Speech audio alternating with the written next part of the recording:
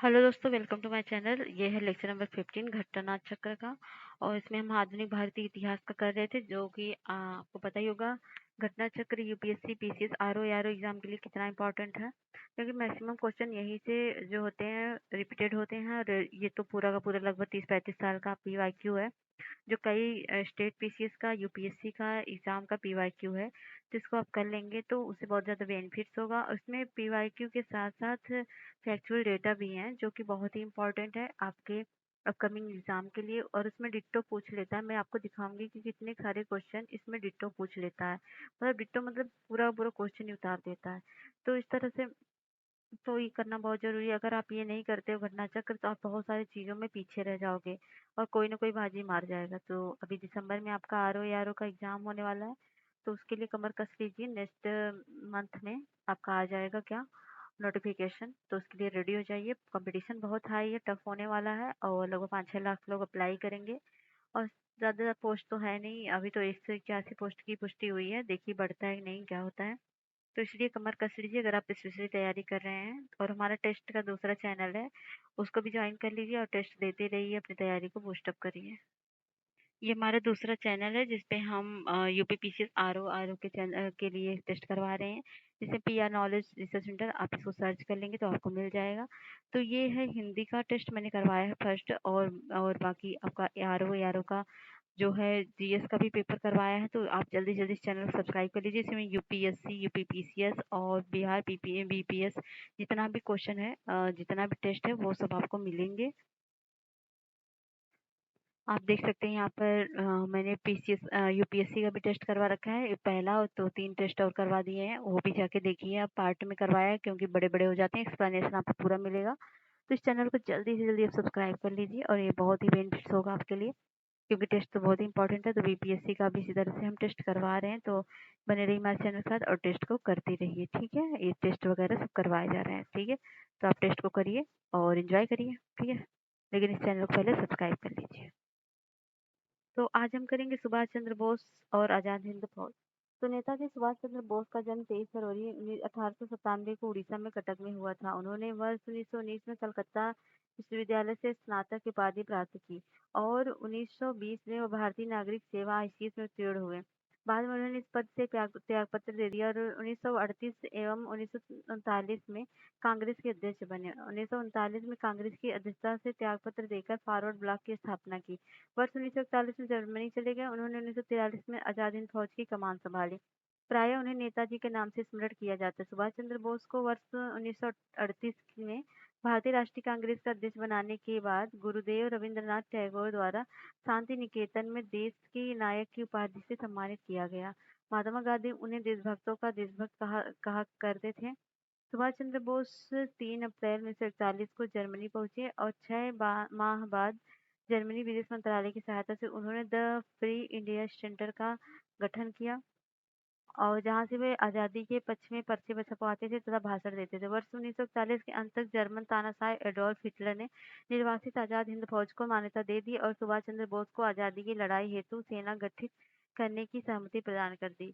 वर्ष 1942 में सुभाष चंद्र बोस ने जर्मनी के जनरल इरविन रोमेल के उत्तरी अफ्रीका अभियान के दौरान पकड़े गए और भारतीय युद्धबंदियों को भर्ती कर 10,000 सैनिकों का दल गठित किया, जिसे द फ्री इंडियन लीजन कहा गया। आजाद हिंद फौज की स्थापना कैप्टन मोहन सिंह ने की। वे ब्रिटेन की भारतीय सेना अफसर थे। जब ब्रिटेन सेना पीछे हट रही थी, तो मोहन सिंह जापानियों के साथ हो गए थे। जापानियों ने जब भारतीय सैनिकों मोहन सिंह के सुपुर्द कर दिया, तो वे उन लोगों को आजाद हिंद फौज में भर्ती करने लगे। दिसंबर 1941 में उत्तरी मलय के जंगलों में कैप्टन मोहन सिंह ने नेतृत्व वाली पंजाब रेजिमेंट की टुकड़ी जापानी सेना से पराजित हुई। इस टुकड़ी के अंग्रेज लेफ्टिनेंट कर्नल एलवी फिट्जपैट्रिक जापान की युद्धबंदी हुए, किंतु बैंकॉक निवासी भारतीय सिख ज्ञानी प्रीतम सिंह की जिम्मेदारी लेने पर कैप्टन मोहन सिंह एवं अन्य भारतीय सैनिकों को युद्धबंदी के बजाय जापान के मिस्र का दर्जा दिया गया। जापान के मेजर आइवाची फुजीवारा एक एवं ज्ञानी प्रीतम सिंह ने ही कैप्टन मोहन सिंह को इंडियन नेशनल आर्मी का नेतृत्व करने के लिए उत्साहित किया। दिसंबर 1941 के अंत में कैप्टन मोहन सिंह इसके लिए सहमत हो गए। फरवरी-मार्च 1942 में मोहन सिंह के नेतृत्व में इंडियन नेशनल आर्मी का गठन किया गया, जिसमें जापान के मलय अभियान के तहत पराजित ब्रिटिश सेना के भारतीय सैनिकों को शामिल किया गया। स्पष्ट है कि आईएनए का विचार सूत्र ज्ञानी प्रीतम सिंह एवं फुजीवारा ने दिया, जबकि कैप्टन मोहन सिंह ने उसे प्रथम नेतृत्व प्रदान करने में सहायक कार्य किया। आजाद हिंद फौज की पहली डिवीजन का औपचारिक गठन 1942 में हुआ और कैप्टन मोहन सिंह इसके प्रथम सेनापति हैं। 4 जुलाई 1943 को राम बिहारी बोस ने आजाद हिंद फौज की कमान सुभाष चंद्र बोस को सौंप दी और 21 अक्टूबर 1943 को सुभाष चंद्र बोस सिंगापुर में स्वतंत्रता संग्राम के अस्थायी सरकार का गठन किया। आजाद हिंद फौज का गठन 4 जुलाई 1943 को सुभाष चंद्र बोस के नेतृत्व में किया गया। यह फौज का गठन सिंगापुर की द्वीप पर किया गया और तब सिंगापुर की द्वीप ब्रिटिश मलय का अंग था। ब्रिटिश मलय में शामिल भाग थे फेडरेटेड मलय और अनफेडरेटेड मलय और स्टेटस सेटलमेंट और तृतीय यानी स्टेटस सेटलमेंट के अंतर्गत 4 अलग-अलग क्षेत्रों को जोड़ा गया। तो इस प्रकार मलक्का वर्तमान मलेशिया का एक राज्य है, डिंडिंग वर्तमान मलेशिया के पेराक राज्य का जिला है और पेनांग वर्तमान मलेशिया का एक राज्य है। सिंगापुर अगस्त 1963 स्वतंत्रता की घोषणा की और 16 सितंबर 1963 को मलेशिया का अंग बना और 9 अगस्त 1965 को मलेशिया की संसद के एक प्रस्ताव द्वारा मलेशिया संघ से अलग कर दिया गया और इसी दिन वे स्वतंत्र देश बना। स्पष्ट है कि जब सिंगापुर में आजाद हिंद फौज का गठन हुआ तब वह मलय का हिस्सा था। सिंगापुर में अपने सैनिकों का आह्वान करने पर सुभाष चंद्र बोस ने कहा था कि बहुत त्याग किया किंतु अभी प्राणों की आहुति देनी बाकी है। आजादी को हम आज हमें शीश पर चढ़ा देने वाले पागल पुजारी की आवश्यकता है जो अपना सिर कटवाकर स्वाधीनता की देवी को भेंट चढ़ा सके। तुम मुझे खून दो, मैं तुम्हें आजादी दूंगा। जय हिंद का नारा सुभाष चंद्र बोस ने दिया। यह आजाद हिंद फौज के नमस्करण का ढंग था और आज ये सारे देश के नारा हो गया। आजाद हिंद फौज 12 नवंबर 1945 को मनाया गया, जबकि 5 नवंबर से 11 नवंबर 1945 में आजाद हिंद फौज सप्ताह मनाया गया। आजाद हिंद फौज के सैनिकों एवं अधिकारियों को गिरफ्तार कर ब्रिटिश सरकार ने नवंबर 1945 में दिल्ली के लाल किला में मुकदमा चलाया। इसमें 3 अभियुक्तों प्रेम सहगल, गुरबख्श सिंह एवं शाहनवाज को फांसी की सजा तथा रशीद अली को 7 वर्ष कारावास का दंड मिला। इनके बचाव के लिए कांग्रेस आजाद हिंद फौज बचाव समिति का गठन किया, जिसमें भोला भाई देसाई के नेतृत्व में तेज बहादुर सप्रू, कैलाश तथा कटजोश आसफ अली और जवाहरलाल नेहरू प्रमुख वकील थे। सरकार के निर्णय के विरुद्ध पूरे देश में तेज प्रतिक्रिया हुई। अंत में विवश होकर वायसराय लॉर्ड वेवेल ने अपने विशेषाधिकार का प्रयोग करते हुए मृत्युदंड की जो सजा को माफ कर दिया। पंडित जवाहरलाल नेहरू ने भारत के नाजीवाद, फासीवाद तथा साम्राज्यवादी विरोध निश्चित रूप से कारण जापान के विरुद्ध गुरिल्ला युद्ध की अपनी योजना के पक्ष में इलाहाबाद में हुई कांग्रेस कार्यकारिणी समिति की बैठक में बहुमत प्राप्त किए। क्वेश्चन है, नेताजी सुभाष चंद्र बोस का जन्म किस नगर में हुआ था? तो वो था कटक में। और 1939 में कांग्रेस को छोड़ने के पश्चात अ, ठीक है, पश्चात सुभाष चंद्र बोस किस दल की स्थापना की? तो उन्होंने की थी फॉरवर्ड ब्लॉक की। सुभाष चंद्र बोस ने फॉरवर्ड ब्लॉक की स्थापना किस वर्ष की थी? तो उन्होंने की थी 1939 को। फॉरवर्ड ब्लॉक की स्थापना किसने की? सुभाष चंद्र बोस ने। और आईएनए मानसिक पुत्र था किसका? यानी प्रीतम सिंह का, मोहन सिंह का, तो या फिर किसका था? तो सुभाष चंद्र बोस का या मेजर आईवाची फुजीवारा का? तो मेजर आईजी फुजीवारा का और ये ज्ञानी प्रीतम सिंह का। 1941 में उत्तरी मलय के जंगलों में कैप्टन मोहन सिंह के नेतृत्व वाली पंजाब रेजिमेंट की टुकड़ी जापानी सेना से पराजित हुई। तो पढ़ लीजिए। आईएनए किसके दिमाग की उपज थी और इसकी स्थापना की किसने? तो मोहन सिंह ने की थी। और आजाद हिंद फौज का विचार किसने सुझाया? तो मोहन सिंह ने सुझाया। भारतीय राष्ट्रीय सेना जैसे आईएनए की स्थापना किस वर्ष में हुई? तो हुई 1942 में। और आजाद हिंद फौज का प्रथम सेनापति कौन था? तो मोहन सिंह था। आजाद हिंद फौज सरकार के निर्माण की घोषणा की गई थी, कब की गई थी? तो 21 अक्टूबर 1943 को की गई थी।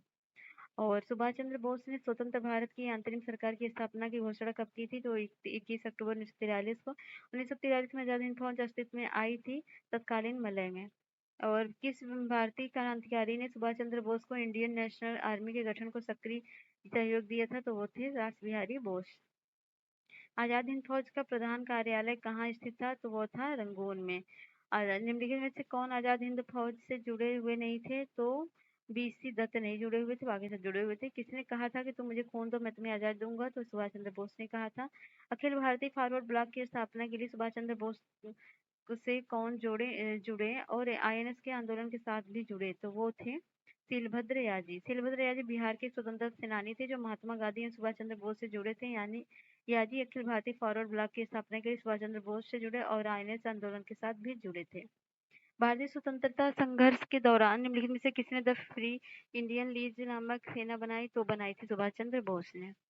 अगला है, इनमें से किसने रानी लक्ष्मीबाई रेजिमेंट की स्थापना की, तो वो सुभाष चंद्र बोस ने। रानी लक्ष्मीबाई रेजिमेंट जो है की स्थापना 1943 सुभाष चंद्र बोस ने किया था। लक्ष्मी सहगल आजाद हिंद फौज की महिला ब्रिगेड रानी लक्ष्मीबाई रेजिमेंट की कमांडर थी। आजाद हिंद फौज के अन्य ब्रिगेड थे सुभाष ब्रिगेड और नेहरू ब्रिगेड और गांधी ब्रिगेड। निम्नलिखित किसी एक ने सुभाष चंद्र बोस को देश का नायक कहा, वो रविन्द्रनाथ टैगोर ने कहा था।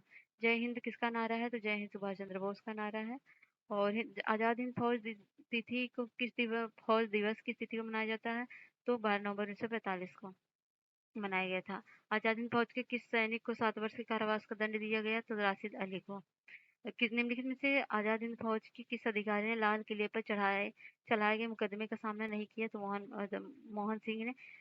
तो मुकदमे का सामना नहीं किया। आजाद हिंद फौज में गिरफ्तार सैनिकों और अधिकारियों पर अंग्रेज सरकार ने दिल्ली के लाल किले में नवंबर 1945 से मुकदमे चलाए, जिनमें से एक हिंदू, एक मुसलमान और एक सिख। मतलब एक पीके सहगल, शहनवाज एवं गुरबख्श सिंह ढिल्लन को एक साथ अभियुक्त बनाया। बचाव पक्ष की ओर से भुला भाई देसाई, तेज बहादुर सप्रू, नेहरू वकील थे और इनके देशव्यापी विरोध में मुस्लिम लीग भी सम्मिलित हो गई थी। तो ये है, निम्नलिखित में से किसने 1945 में आजाद हिंद फौज की ओर से लाल किले मुकदमे में पैरवी कर रहे वकीलों की अध्यक्षता की, तो की थी भोला भाई देसाई ने। आजाद हिंद फौज के अधिकारियों को उनके लाल किले पर चल रहे मुकदमे में उनके पक्ष में निम्नलिखित में से किसने वकालत की थी, तो वो जो की थी सर टीपू सुल्तान ने। 1945 में आजाद हिंद फौज के लाल किले दिल्ली के मुकदमे में पैरवी निम्नलिखित में से किसने की थी, तो की थी सरदार वल्लभ भाई पटेल ने। निम्नलिखित में से कौन प्रसिद्ध आईएनए मुकदमे के वकील थे, तो वो थे आसफ अली और भोला भाई देसाई। इनमें से 1945-46 में दिल्ली में हुए आईएनए के मुकदमों पक्ष में पेश हुए वकील कौन थे, वो थे भोला भाई देसाई। और ये थे दिल्ली के लाल किले में प्रसिद्ध आजाद हिंद फौज का अभियोग चलाया गया था। ये 1945 में आईएनए के अधिकारियों पर मुकदमा चलाया गया था लाल किला दिल्ली में। और औपनिवेशिक भारत के संदर्भ में शान नवाज और प्रेम कुमार सहगल और गुरबख्श सिंह बिल्लो याद किए जाते हैं, किसके लिए, तो आजाद हिंद फौज के अधिकारियों के रूप में। 1945 की प्रमुख घटना में कौन सा, वेवेल योजना, शिमला समझौता, नौसेना विद्रोह, आजाद हिंद फौज का मुकदमा, तो कौन सा है, तो सारे के सारे हैं।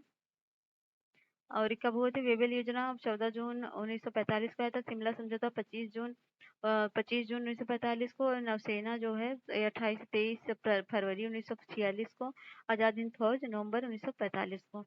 सुभाष चंद्र बोस का राजनीतिक गुरु कौन था, तो वो कौन थे, सीआर दास थे। और इलाहाबाद के संपन्न कांग्रेस कार्यकारी समिति की बैठक में निम्नलिखित में सदस्यों में से एक सदस्य भारत के राजीवाद, फासीवाद, साम्राज्यवाद विरोधी निश्चित रूप के कारण जापान के बीच गुरिल्ला युद्ध की अपनी योजना के पक्ष में बहुमत जुटाने सक्षम हुए थे, वो कौन थे, वो थे जवाहरलाल नेहरू। अब कैबिनेट मिशन 1946 का पढ़ेंगे हम। ब्रिटेन में 26 जुलाई 1945 को इटली के नेतृत्व में ब्रिटिश मंत्रिमंडल ने सत्ता ग्रहण की। नौसेना विद्रोह के बाद 19 फरवरी 1946 को भारत सचिव लॉर्ड पैथिक लॉरेंस ने भारत के संवैधानिक सुधारों के लिए एक विशिष्ट मंडल भेजने का निर्णय लिया और इसके अध्यक्ष थे भारत मंत्री लॉर्ड पैथिक लॉरेंस तथा अन्य 2 सदस्य स्टैफोर्ड क्रिप्स थे तथा एवी एलेक्जेंडर थे। कैबिनेट मिशन में त्रिस्तरीय शासन व्यवस्था, प्रांतों के छोटे अथवा बड़े गुट बनाने के अधिकार की पुष्टि की तथा प्रांत को अबसर 3 श्रेणियों में विभक्त किया। 16 मई 1946 को कैबिनेट मिशन ने अपने प्रस्ताव को घोषणा की। इसके बाद प्रस्ताव थे भारत की एक बनाई रखी जाए और मुस्लिम लीग की पाकिस्तान की मांग ठुकरा दी गई। अब भारत एवं संघ होगा जिसमें विरोधी प्रांत तथा देशी रियासतें शामिल होंगी। संविधान निर्मात्री संस्था तथा संविधान सभा का गठन प्रांतीय विधानसभाओं तथा देशी रियासतों में प्रतिनिधियों द्वारा किया जाएगा। कैबिनेट मिशन 1946 में वायसराय की एग्जीक्यूटिव काउंसिल का पुनर्गठन, अंतरिम सरकार के गठन का सुझाव दिया गया जिसमें वार मेंबर सहित सभी विभाग भारतीय सदस्यों द्वारा धारण किए जाने थे। कैबिनेट मिशन योजना के पक्ष में गांधी जी पूरी तरह से इस योजना के संदर्भ में गांधी जी ने कहा कि यह योजना उस समय की परिस्थितियों के परिप्रेक्ष्य में सबसे उत्कृष्ट योजना होगी जिसमें ऐसे बीज जिनमें दुख की मारी भारत भूमि यातना से मुक्त हो सकती है। मौलाना अबुल कलाम आजाद कैबिनेट मिशन के भारत आगमन के समय भारतीय राष्ट्रीय कांग्रेस के अध्यक्ष थे। कैबिनेट मिशन की अध्यक्षता किसके द्वारा की गई? तो की गई थी सर पी लॉरेंस द्वारा। 1946 में कैबिनेट मिशन का नेतृत्व किया गया था किसके द्वारा? तो सर पैट्रिक लॉरेंस द्वारा किया गया था। ठीक है। अगला है, इसमें से कौन कैबिनेट मिशन के सदस्य नहीं है? तो वो नहीं थे वेवेल, बाकी सब थे। अगले निम्नलिखित में से किसी ने एशिया में कैबिनेट मिशन का नेतृत्व किया था? तो किए थे सर पैट्रिक लॉरेंस। द्वितीय विश्व युद्ध के बाद 1946 में कौन सा भारत आया था? तो आया था कैबिनेट मिशन। निम्नलिखित में से किस एक ने भारत के लिए त्रिस्तरीय शासन व्यवस्था का प्रस्ताव किया? तो वो कैबिनेट मिशन ने किया। 1946 का कैबिनेट मिशन 3 कैबिनेट मंत्रियों से गठित हुआ। निम्नलिखित में से इसका सदस्य नहीं था कौन? लॉर्ड एमडी नहीं था। निम्नलिखित में से कौन एक कैबिनेट मिशन का सदस्य नहीं था? तो वो नहीं थे जॉन साइमन। इन व्यक्तियों से कैबिनेट मिशन का सदस्य नहीं था कौन? नहीं था विलियम वुड नहीं थे। इसका प्रस्ताव मई में आया। इसमें अभी भी भारत को विभाजन मुक्त रखने की आकांक्षा थी, जिसका ब्रिटिश प्रांतों से मिलकर बने एक संघीय राज्य का स्वरूप होना था। उपर्युक्त उदाहरण का संबंध किससे है? तो वह है कैबिनेट मिशन से। अगला है, कैबिनेट मिशन योजना के विषय में निम्नलिखित में से कौन सा सही नहीं है? तो वो पाकिस्तान की स्वीकृति, ये सही नहीं है। निम्नलिखित में से किसने वायसराय की एग्जीक्यूटिव काउंसिल के पुनर्गठन का सुझाव दिया, जिसमें वार मेंबर सहित सभी विभाग भारतीय सेनाओं द्वारा धारण किए जाने थे? तो वह थे कैबिनेट मिशन 1946 का। अगला है, कैबिनेट मिशन के संदर्भ में निम्नलिखित में से कौन सा कथन सही है? तो इसने एक संघीय सरकार के लिए सिफारिश की, इसने एक भारतीय न्यायालयों की शक्तियों पर विचार किया, तो इसने आईसीएस में अधिक भारतीयों के लिए बंद किया, तो ये पहला ही सही है, एक संघीय सरकार के लिए सिफारिश किया। कैबिनेट मिशन भारत कब आया था? तो वो आया था कब? ये आया था कैबिनेट मिशन 24 मार्च 1946 को। अगला है, कथन कारण 1946 में मुस्लिम लीग कैबिनेट मिशन प्लान के लिए दी गई अपनी स्वीकृति वापस ले ली। 1946 में गठित अंतिम दिन सरकार में मुस्लिम लीग शामिल हो गई, तो कौन सा सही है? तो कथन कारण दोनों सही, बस व्याख्या ही नहीं कर रहे हैं। कांग्रेस के निम्नलिखित नेताओं में से कौन एक कैबिनेट मिशन योजना के पक्ष में पूरी तरह से था? तो महात्मा गांधी, जवाहरलाल नेहरू, तो वो थे महात्मा गांधी। ठीक है। अगला है, अगला, यह कौन कांग्रेस अध्यक्ष था जिसने क्रिप्स मिशन और लॉर्ड वेवेल दोनों से वार्ताएं की? तो वह थे अबुल कलाम आजाद। कैबिनेट मिशन के भारत आगमन के समय भारतीय राष्ट्रीय कांग्रेस का अध्यक्ष कौन था? तो मौलाना अबुल कलाम आजाद थे। अब करेंगे संविधान सभा 1946 का। तो संविधान सभा के सिद्धांत का सर्वप्रथम दर्शन 1895 ईस्वी के स्वराज विधेयक में होता है, जिसे तिलक के निर्देशन में तैयार किया गया। 20वीं सदी में इस विचार की ओर सर्वप्रथम संकेत महात्मा गांधी द्वारा दिया गया। उन्होंने 1922 में अपने विचार व्यक्त करते हुए कहा कि भारतीय स्वाधीनता भारतीयों की इच्छा अनुसार होगी। वर्ष 1924 में मोतीलाल नेहरू ने ब्रिटिश सरकार के सम्मुख संविधान सभा का निर्माण की मांग प्रस्तुत की। इसके बाद औपचारिक रूप से संविधान सभा के विचार का प्रतिपादन एम.एन. राय ने किया और इस विचार को मूर्त रूप देने का कार्य जवाहरलाल नेहरू ने किया। इसके बाद दिसंबर 1936 में कांग्रेस के फैजपुर अधिवेशन में संविधान सभा के अर्थ तथा महत्व की व्याख्या की गई। कैबिनेट मिशन प्लान के अंतर्गत संविधान सभा का गठन किया गया। भारत में कैबिनेट मिशन 24 मार्च 1946 को नई दिल्ली आया। मिशन को घोषणा के समय इसके अध्यक्ष पर पैट्रिक लॉरेंस ने यह स्पष्ट किया कि यह मिशन का उद्देश्य स्वतंत्रता भारत का संविधान तैयार करने के लिए शीघ्र ही एक कार्यप्रणाली तैयार करना है, अंतरिम सरकार के लिए आवश्यक प्रबंध करना था। कैबिनेट मिशन योजना के तहत ये व्यवस्था थी कि संविधान सभा के निर्माण के लिए प्रत्येक प्रांत को 10 लाख लोगों के लिए प्रतिनिधि के रूप अनुरूप जनसंख्या के संप्रदाय के आधार पर स्थान दिया जाएगा। मतदानों के केवल 3 वर्ग माने जाएंगे, आम, मुस्लिम एवं सिख। पंजाब कैबिनेट मिशन योजना के अनुसार जुलाई 1946 संविधान सभा चुनाव हुए। संविधान सभा के प्रांतों के लिए 296 सदस्यों के लिए चुनाव हुए। कांग्रेस ने 208, मुस्लिम के 73 तथा 15 अन्य दल और स्वतंत्र उम्मीदवार के रूप में निर्वाचित हुए। मोहम्मद अली जिन्ना भारत की संविधान सभा के सदस्य नहीं थे। संविधान सभा का प्रथम अधिवेशन 9 दिसंबर 1946 हुए। इसके अस्थायी सदस्य थे डॉक्टर सच्चिदानंद सिन्हा। 11 दिसंबर 1946 संविधान सभा की दूसरी बैठक दिल्ली में हुई और राजेंद्र प्रसाद को अस्थायी अध्यक्ष निर्वाचित किया गया। भारत के संविधान को 26 नवंबर 1949 को अंगीकृत किया गया। अपने गठन समय संविधान सभा संप्रभु नहीं था। 14 अगस्त 1947 की मध्य रात्रि 15 अगस्त को संविधान सभा भारतीय अधिराज्य के लिए संप्रभु संविधान सभा घोषित कर दिया गया। उस दिन इसके अध्यक्ष राजेंद्र प्रसाद थे। ब्रिटिश युग की केंद्रीय लेजिस्लेटिव असेंबली तथा स्वतंत्र भारत की संसद में अध्यक्ष का पद जीवी मवलंकर ने संभाला। ब्रिटिश युग में मवलंकर वर्ष 1946 से 14 अगस्त 1947 तक केंद्रीय लेजिस्लेटिव असेंबली के अध्यक्ष रहे एवं भारत के स्वतंत्र होने के बाद लोकसभा के प्रथम अध्यक्ष के रूप में 1952 से 56 तक रहे। वे 1937 से 46 के दौरान बम्बई प्रांत की लेजिस्लेटिव असेंबली के भी अध्यक्ष रहे। कौन सा कथन सही है? तो स्वतंत्र भारत के लिए संविधान की रचना संविधान सभा का विचार निम्न से सर्वप्रथम प्रस्तुत किया गया था। स्वराज पार्टी 1935, कांग्रेस पार्टी 1936, तो कांग्रेस पार्टी 1936 था वो। अगला है संविधान सभा जिसने भारतीय संविधान का निर्माण किया का गठन कब हुआ था? तो कैबिनेट मिशन प्लान के अंतर्गत हुआ था। निम्नलिखित में से किस एक ने भारत के लिए संविधान सभा का विचार दिया और कैबिनेट मिशन योजना दिया था? कैबिनेट मिशन योजना के अंतर्गत संविधान निर्मात्री परिषद के प्रत्येक प्रांत को आवंटित सदस्य संख्या निर्धारित करने के लिए एक प्रतिनिधि कितनी जनसंख्या के अनुपात में था? तो वह था 10 लाख के अनुपात में। संविधान सभा का पहला सत्र हुआ था वो हुआ था 16 अगस्त 1947 को। इनमें से कौन भारतीय संविधान सभा का अध्यक्ष था? तो वह था डॉक्टर राजेंद्र प्रसाद। भारतीय उपनिवेश के लिए संप्रभुता संपन्न संविधान सभा के प्रथम अध्यक्ष कौन थे? तो वो थे डॉक्टर राजेंद्र प्रसाद। अगला क्वेश्चन नेक्स्ट है, निम्नलिखित में से कौन एक सही है? तो वर्ष 1946 में प्रांतीय सभाओं द्वारा भारत की संविधान सभा को चुनी गई, ये सही है। सच्चिदानंद सिन्हा किसके साथ जुड़े थे? तो वो जुड़े थे भारत छोड़ो आंदोलन के साथ। निम्नलिखित में से किसने ब्रिटिश युग की केंद्रीय लेजिस्लेटिव असेंबली तथा स्वतंत्र भारत की संसद में अध्यक्ष का पद संभाला? तो वह कौन थे? वो जीवी मवलंकर थे। अंतरिम सरकार का गठन अब देखेंगे 1946 का। तो कांग्रेस द्वारा वायसराय के नवीनतम प्रस्तावों को स्वीकार कर लेने के बाद 12 अगस्त 1946 को लॉर्ड वेवेल ने कांग्रेस अध्यक्ष जवाहरलाल नेहरू को अंतरिम सरकार के गठन के लिए निमंत्रण दिया। 24 अगस्त 1946 को पंडित नेहरू ने नेतृत्व में भारत की पहली अंतरिम सरकार का गठन हुआ। 2 सितंबर 1946 को इसका गठन, इसमें प्रारंभ मुस्लिम लीग की भागीदारी नहीं थी। डॉक्टर राजेंद्र प्रसाद 1946 में बनी भारत की अंतरिम सरकार के खाद्य एवं कृषि मंत्री थे। इस सरकार में रक्षा विभाग बलदेव सिंह के पास था। विदेश मामलों तथा राष्ट्रीय मंडल का विभाग जवाहरलाल नेहरू के पास था। और 1946 में अंतरिम सरकार में आसफ अली रेल और परिवहन सौंपा गया। 1946 में लॉर्ड वेवेल के बहुत कहने सुनने पर लीग अंतरिम सरकार में शामिल होने के लिए राजी हो गई। अक्टूबर 1946 में लीग के 5 सदस्य सरकार में शामिल हो गए और लियाकत अली को भी वित्त मंत्री बनाया गया, जिन्होंने नया बजट प्रस्तुत करते समय उद्योगपतियों व्यापारी पर अधिक कर लगाए।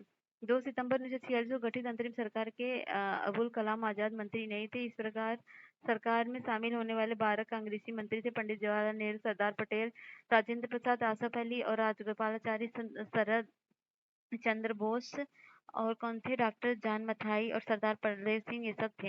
हालांकि 2 सितंबर 1946 गठित अंतरिम सरकार में लियाकत अली प्रारंभ में शामिल नहीं थे। लियाकत अली सहित लीग के 5 सदस्यों को 26 अक्टूबर 1946 सरकार में मंत्री बनाया गया, जिसके कारण 3 कांग्रेसी सदस्यों सैयद अली जाहिर, शरद चंद्र बोस तथा सफारत अहमद खां को हटना पड़ा और बंगाल के एम के फजलुल हक के नेतृत्व में कृषक प्रजा पार्टी तथा मुस्लिम लीग के गठबंधन सरकार 1946 के चुनाव में सत्ता में आई, किंतु बाद में मुस्लिम लीग का मंत्रिमंडल गठित हुआ और 14 अगस्त 1947 तक सत्ता में रहा। इसके प्रधानमंत्री एच सुहरावर्दी थे और 16 अगस्त 1946 की तिथि मुस्लिम लीग द्वारा सीधी कार्रवाई दिवस हेतु सुनिश्चित की गई और वायसराय के अंतरिम सरकार के फैसले को नामंजूर करते हुए मुस्लिम लीग ने स्वतंत्र एवं संपूर्ण प्रभुत्व संपन्न पाकिस्तान राज्य की स्थापना की मांग की। उक्त तिथि को दंगे फैलाने में आतंक का माहौल बनाकर ये प्रदर्शित करना था कि हिंदू और मुसलमान एक साथ नहीं रह सकते। इस कार्यवाही को नोवा खाली दंगे का प्रमुख केंद्र रहा। 1946 में गठित अंतरिम कैबिनेट की अध्यक्षता किसने की थी? तो वो की थी जवाहरलाल नेहरू ने। और पंडित जवाहरलाल नेहरू के नेतृत्व में अंतरिम सरकार का गठन हुआ था। कब हुआ था? 1946 सितंबर 1946 को। और जवाहरलाल नेहरू ने अधीन अंतरिम सरकार का गठन कब हुआ? तो सेम क्वेश्चन 1946 को। 1946 में बनी अंतरिम सरकार में डॉक्टर राजेंद्र प्रसाद के पास कौन सा विभाग था? तो विभाग खाद्य तथा कृषि विभाग था। और अंतरिम सरकार 1946 में रेल मंत्रालय कार्य कौन देखता था? तो देखते थे आशफ अली। 1946 में भारतीय राष्ट्रीय लीग की को अंतरिम सरकार में सम्मिलित किया गया तथा लियाकत अली खां को जो विभाग दिया गया वो कौन सा था? तो वो वित्त विभाग दिया गया था। निम्नलिखित में से कौन नेहरू की अंतरिम सरकार 1946 में वित्त मंत्री थे? तो वो थे लियाकत अली खां। और निम्नलिखित में से कौन अंतरिम सरकार का सदस्य नहीं था? तो बी आर अम्बेडकर नहीं थे, जवाहरलाल नेहरू, अली जहीर और बलदेव सिंह थे। निम्नलिखित में से कौन 2 सितंबर 2 1946 में गठित अंतरिम सरकार के मंत्री नहीं थे? तो वह नहीं थे, ये लियाकत अली भी नहीं थे और अब्दुल कलाम आजाद भी नहीं थे। 1946 के चुनाव के पश्चात मुस्लिम लीग ने किस प्रांत में अपनी सरकार बनाई? तो बनाई थी बंगाल में। निम्नलिखित में से कौन सी तिथि मुस्लिम लीग ने सीधी कार्रवाई दिवस हेतु सुनिश्चित की? तो वह तिथि थी 16 अगस्त 1946 का। अब पढ़ेंगे हम भारत का विभाजन एवं स्वतंत्रता, इसको करेंगे हम नेक्स्ट वीडियो में। और कैसा लगा वीडियो आप बताइएगा जरूर। वैसे मुझे लग रहा है इसको कर ही देना चाहिए। 1 मिनट आप रुकिए, मैं कर ही देती हूँ सुबह तब। भारत की स्वतंत्रता के समय, नहीं नहीं बहुत बड़ा हो जाएगा, चलिए इसको नेक्स्ट वीडियो में करते हैं। तब तक के लिए जय हिंद जय भारत। इसको आप रिवीजन करते रहिए और हमारे दूसरे चैनल को भी सब्सक्राइब कर लीजिए।